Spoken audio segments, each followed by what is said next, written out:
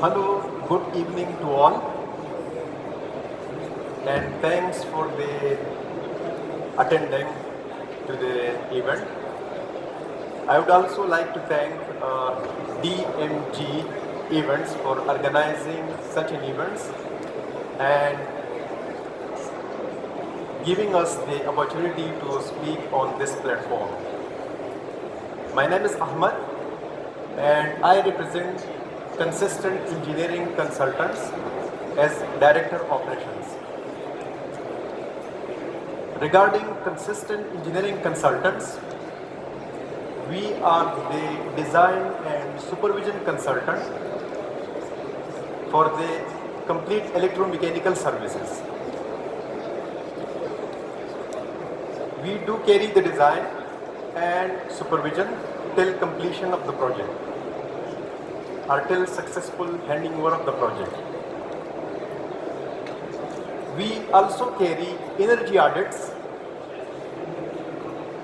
We design the renewable aspects and renewable energy like the design of solar, implementing those on the projects and getting approval from their respective authorities. Okay, this was regarding Consistent Engineering Consultants, and today I'm going to speak on energy optimization and building ventilation system. Before I start my slides, I'll just take a start from the United Nations and will link my presentation to the Sustainable Development Goal or goals. I'm sure you all are aware about the United Nations and their Sustainable Development Goals, 17 points or 17 goals, which they established in the year 2015. Those 17 Sustainable Development Goals are available in the United Nations web or in the internet, Google, etc. Okay, what is mentioned there, like no poverty, zero hunger, reduced use of energy, good health, and better environment for the human beings, etc., etc. So today, how I'm going to link like energy optimization, how to reduce the use of energy, and then building ventilation system. Building ventilation system, how to achieve a good IAQ, indoor air quality, with more efficient ways and with less energy consumption. So again, if we see energy optimization, it's linked with the goals, our sustainable development goals, which have already been established on the global level, on the continent level, country level. But we as Consistent or maybe other consultant also at organizational level, we have started to at least contribute to certain elements in those goals. So that's how the things may move further. And as per the United Nations, they are going to achieve those goals by 2030 to the maximum possible extent. So I'll start my presentation now. Okay, energy optimization and building ventilation system.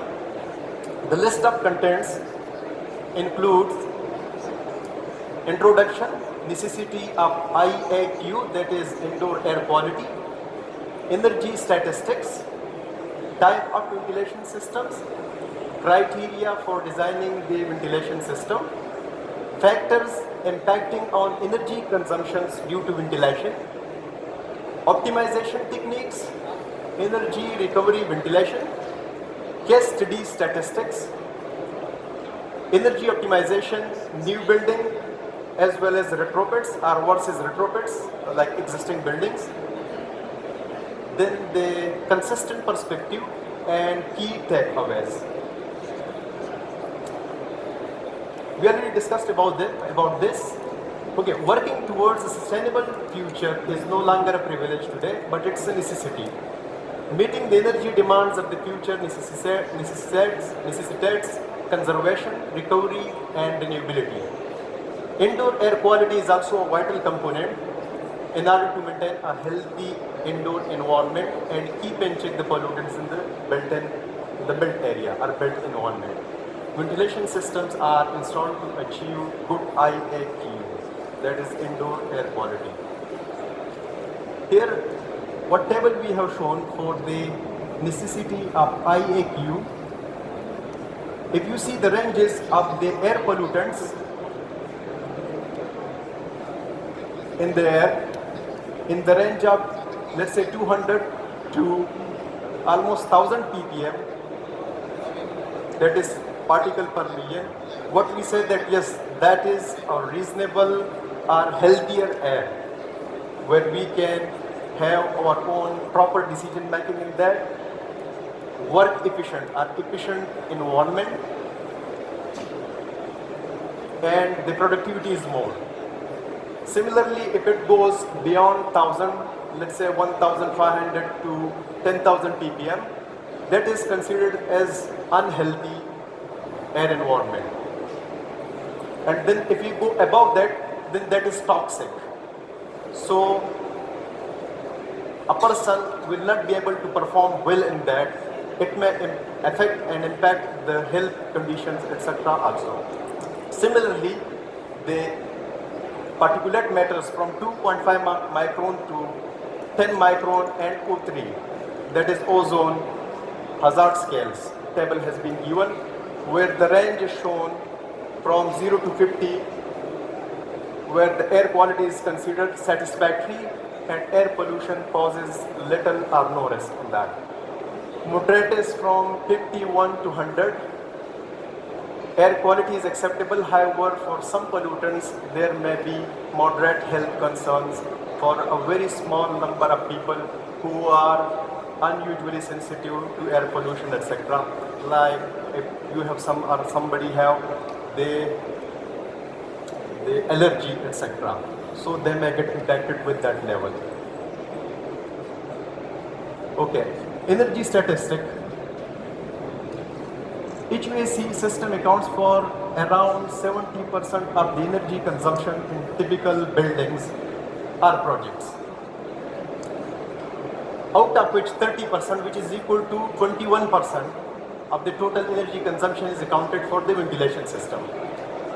So if you see the air conditioning system, the AC, air conditioning system at self-state taking 49% of the energy in the buildings. And then 21% goes to the ventilation system, where lighting and power, the normal lighting and small power is taking 25% and others are just in the range of 5%. So we are saying by 2050, if the population of the world is grown to the level of 9.7 billion, just imagine the construction which is going on day-to-day basis, and then the percentage of energy which is going to be getting consumed.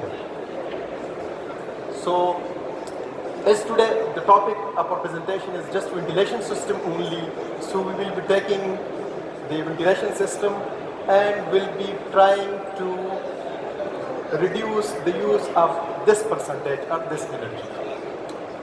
Our design technique, etc., in such a way that the efficiency is more, the good indoor air quality is achieved with less consumption of energy.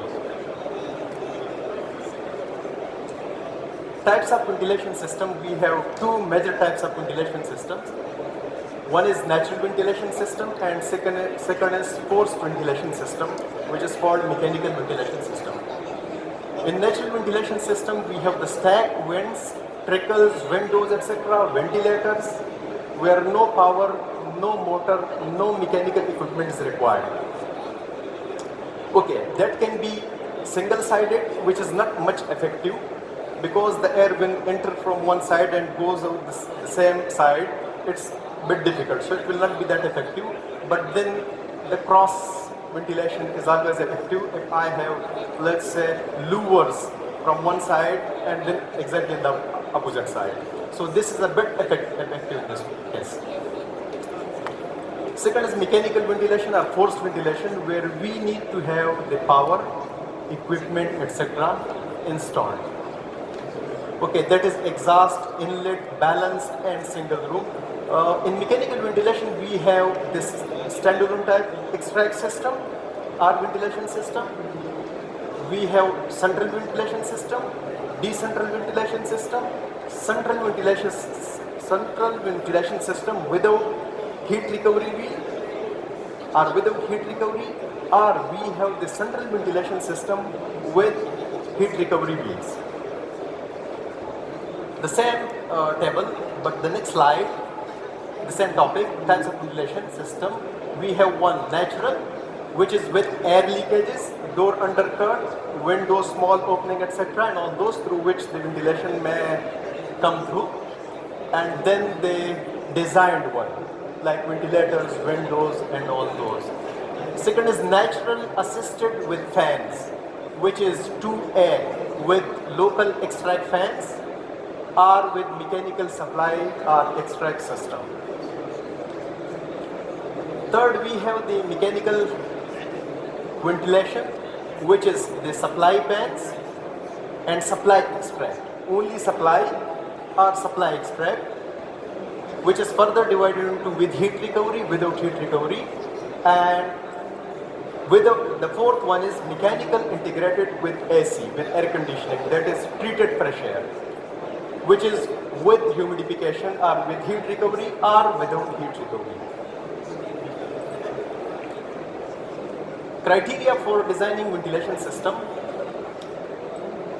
What is natural ventilation system?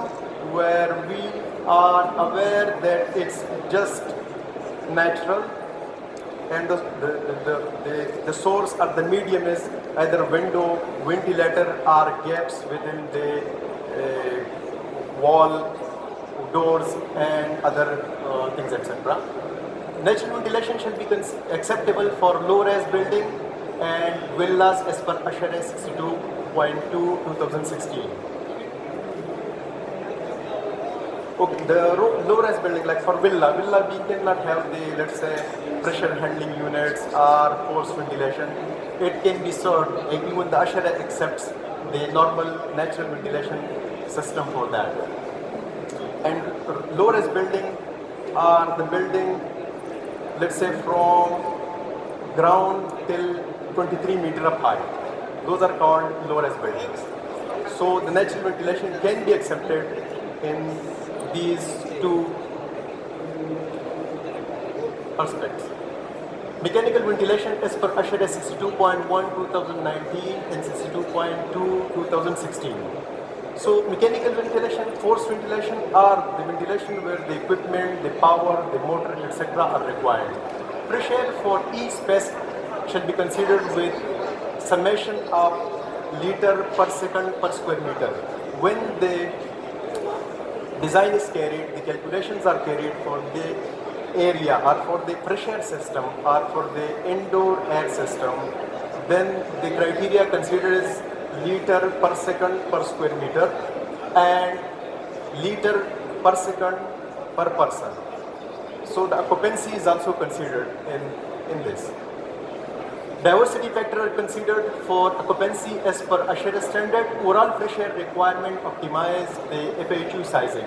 Diversity on 0.8, 0.9 can be considered for the ventilation system, based on which the equipment size and the coil may get reduced. Carbon dioxide, occupancy sensor, etc. shall be provided for demand control ventilation to achieve energy savings. Let's say we have multi-purpose hall, schools, meeting rooms where the occupancy is, let's say, in the range of 10, or let's say school 25, or multi-purpose hall maybe more than 100. So as per HVAC-R standard, one parameter considered is area and second parameter considered is occupancy. What we are saying here that the sensors are either carbon dioxide, carbon monoxide, occupancy sensors, etc. can be provided for the demand control ventilation to achieve energy saving. Let's say the area is designed for 100 people, but those 100 people will not be there all the time. Maybe it's 50.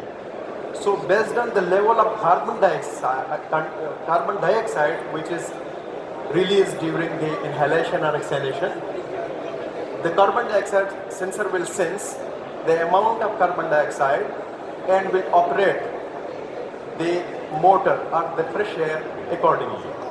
But in this case, all the fresh air units are FHUs to be provided with VFD, that is called variable frequency drive. We have recirculation of air from clean areas to dirty areas shall be transferred as fresh air compensation, class 1 to 4, in order to optimize the FHU sizing. Whenever the design is carried, normally kitchen areas, bathrooms, stores, battery rooms, those are not considered with the air conditioning or with the fresh air, but with the door undercut. Some around 20 mm undercuts are provided and only the extract is given. So when you are not considering those areas in the fresh air calculations, the fresh air is just carried to those areas through extract. So this is how the sizing of the FHU or the equipment can be brought down.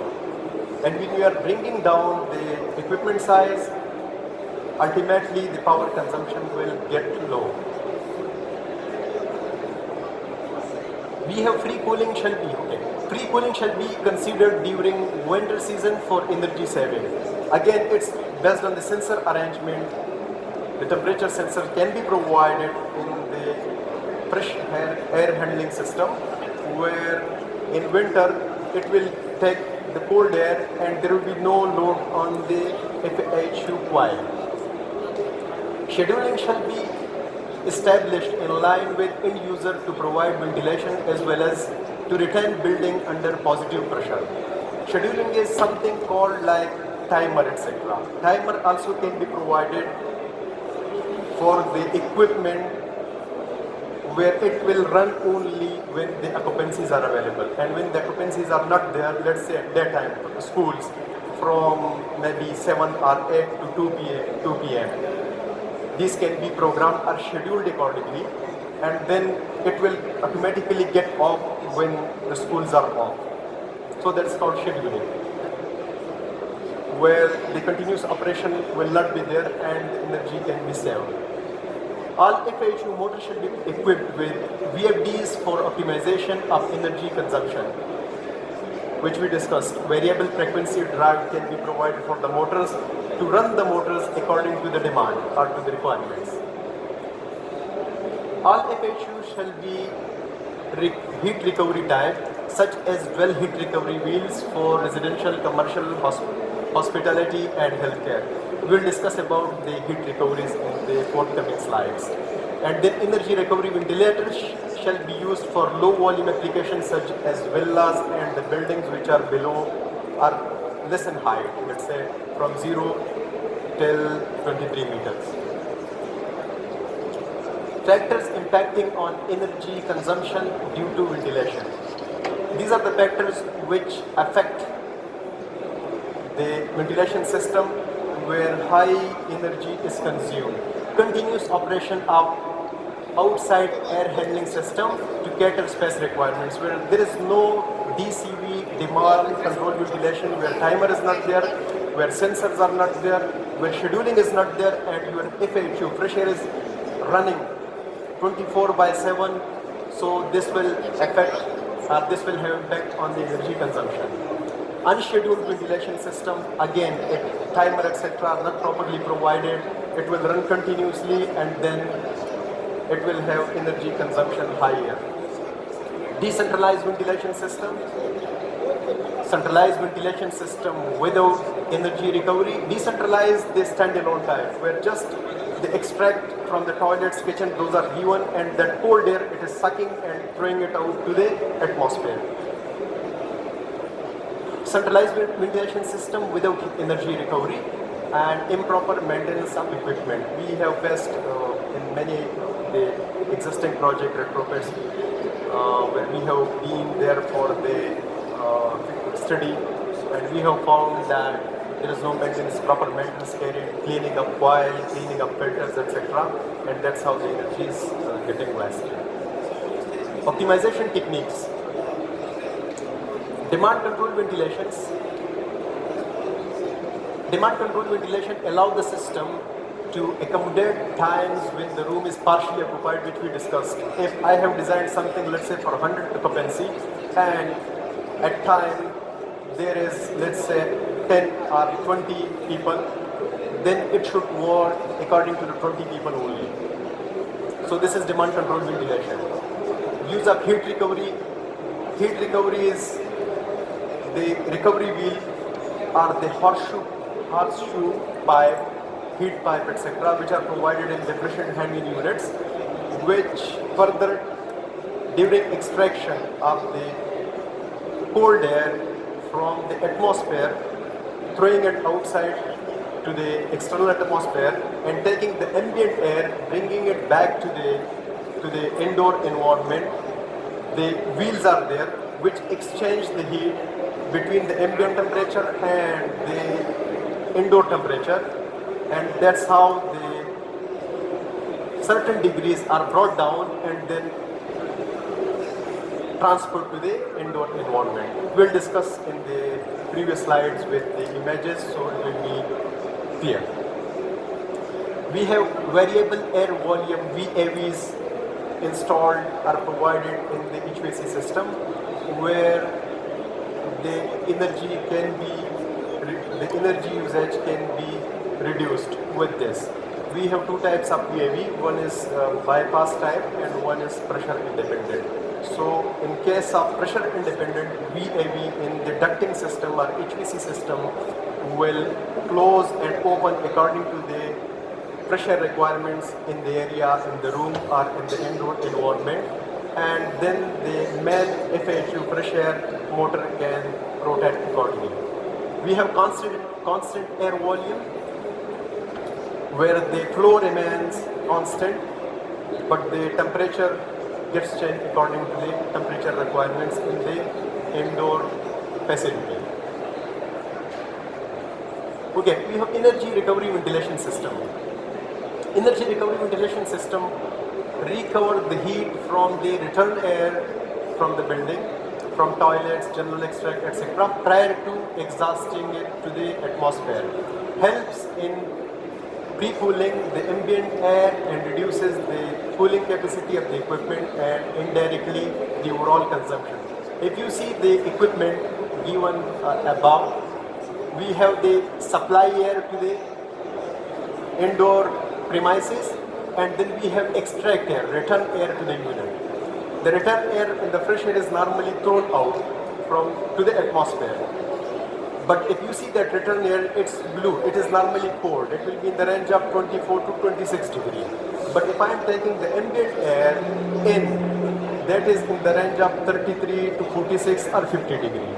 So we have a medium installed, that recovery ventilator or heat wheel or heat pipe, where the fresh air is taken from the ambient temperature, from the ambient atmosphere, and then crossed through the coil, where the return air is not mixed with the air, but passed through the heat exchanger. The heat exchange accordingly, and we get that ambient brought down, let's say from 33 to 28, 24. Okay, so this reduces energy wastage by recovering the heat from the extract from the buildings, minimize energy wastage and increases building performance, economize the building operation cost and improves building performance. This is energy recovery ventilation system. We have three types of energy recovery ventilation system. The old one which we used to use earlier was horseshoe heat pipe arrangement, which is the first one, and then sensible wheel with the horseshoe pipe with a single wheel, and the third one is enthalpy and sensible wheel arrangement, where we have two heat recovery wheels across the coils. Okay, what is heat pipe arrangement? In the heat pipe arrangement, the outside air hit the heat pipe and then gain some or lost its energy or temperature. Because this is in the cold premises, it's around the coil. If you see number 1 here, air on heat pipe pre-cool, which is 34 degree from outside. But as soon as it hits the heat coil at the heat pipe, refer to 2 of coil, it comes to 30 degrees. So 4 degrees are reduced from the ambient temperature by hitting or by providing the heat pipe. And then the next is the coil, and the third one again, it's 14 degrees supplied to the indoor environment. So this is heat pipe arrangement which was used earlier and still it is getting used. Wherever we have space constraint, etc., the FHU we design or we provide with the heat pipe arrangement. We have sensible wheel with the heat pipe arrangement. This is the second option. We have the heat recovery wheel, we have the horseshoe heat pipe, and then the coil. In this one, if you see outside air, number 1, which is 34 degree, when it crosses the heat recovery, it reaches to 28 degree. So in the previous one, approx 4 degree we were saving, but here from 34 to 28, almost 6 degree it has come down. And then when it hits again, this air hits the heat pipe 2, 3, it comes down to 24 degree. So here around 6 and then 28, around 10 degree are saved. And the coil, the main coil which is there in the center, is designed accordingly. So the capacity of the FHU, the size of the coil will reduce, as well as power consumption will reduce of that.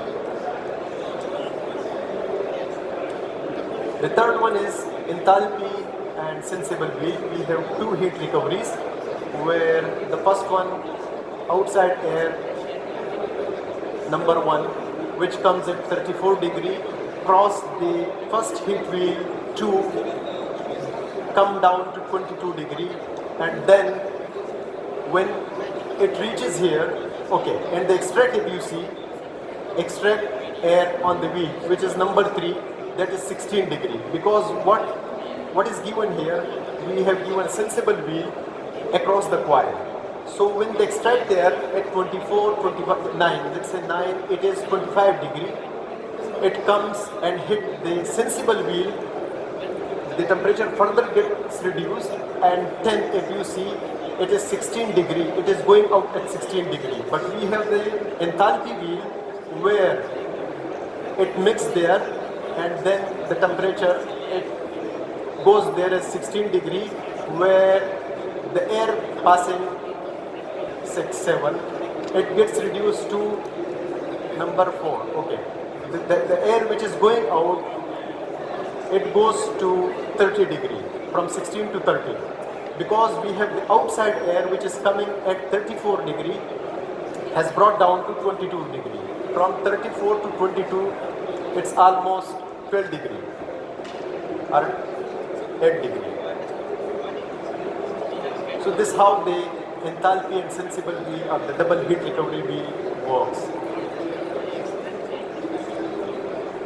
Okay, we have taken a case study on one of our project. It is G+12 building, where the pressure handling unit provided is 5,000 liter per second.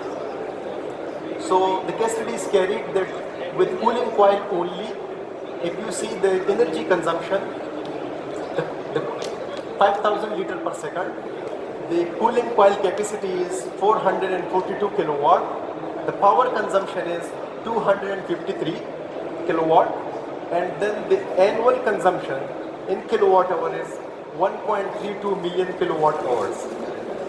With heat pipe, which we discussed, the first option, where we can have certain energy reduced, with the heat pipe, the same capacity of 5,000 liter per second, the cooling capacity has brought down to 360 kilowatt, where the power input is 217 kilowatt, and then if you see the annual power consumption, that is 1.14 million kilowatt hour.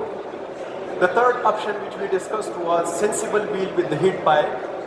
In sensible wheel, the capacity of the pressure handling unit remains at, okay, we have taken the extract air. If you see in the other, the extract air is not there, but in this one the extract air is also given.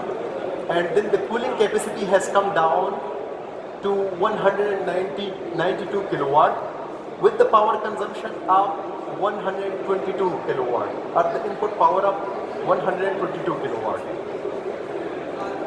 And if you see the annual power consumption, that is 641 kilowatt hour only. The third one, enthalpy, double heat recovery wheels. The same capacity, 5000 liter per second with extract of 4000 liter per second. And then you see the cooling coil size or the pressure handling unit capacity has reduced to 178 cooling kilowatt, where the power input is 109 kilowatt, and then the total kilowatt hour per annum is 572 kilowatt hours. Now if you see the approximate energy saving against normal FIHU configuration from first, where there is no recoveries, 14.66% with the heat pipe and 49.89% with single heat recovery and heat pipe, and 56.92% with dual heat recovery. So this what the saving are estimated in the power consumption, energy and energy bills, utility bills, etc.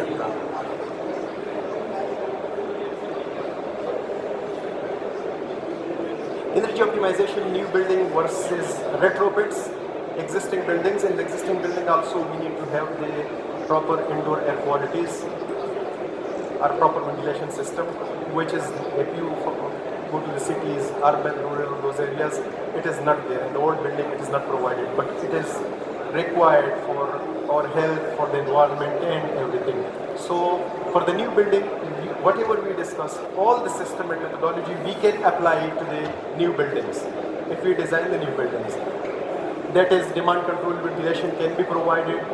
We have diversity in ventilation system, etc. We can have the constant air regulator, we can have the VAVs, we can have the timers, we can have the carbon dioxide occupancy sensor, etc.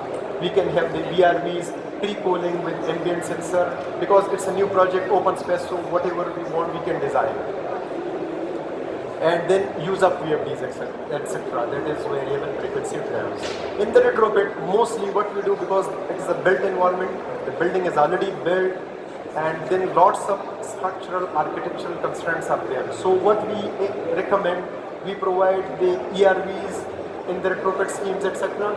and evaluating option of converting decentralized ventilation system to the centralized ventilation system. Because in the existing building, mostly ERVs, those are not there. And even if you see the extract from kitchen, toilets and other areas, simple standalone types extract system. So at least if those are centralized, other than standalone decentralized, at least certain energy can be saved. The consistent perspective, energy recovery ventilation system can play an important role in reducing energy wastage in retrofit projects as well as new projects. ERVs, that is energy recovery ventilators, drastically helps improve building performance, contributing to overall energy efficiency and sustainability. All stakeholders must work to adopt ERVs with legislation specifying this for all the forthcoming retrofit projects as well as new projects. In the new project, mostly it is there, but it is recommended for the existing projects also. Consistent engineering consultant has always believed in being ahead of the curve and adopted number of energy efficient measures in its retrofit as well as new building projects. Key takeaways for the owners and operators and users, 1 and 4. For the owners, and operators, they get reduced energy bills and system operating cost, improvised building performance. For the users, it's improved indoor air quality they get for the occupants, and then improved activity level for the occupants, etc. For the designer, like consultant, etc., responsibility to design sustainable buildings by detailed engineering, considering all the parameters of sustainability, greens, and energy savings, energy conservation. For the contractors, key stakeholder responsible to deliver the dream projects to the owners. So it's everybody's responsibility. Thank you for attending. And any question, etc., any clarification, you and I am there after the presentation. So if anything is there, we can discuss. Yes, sir.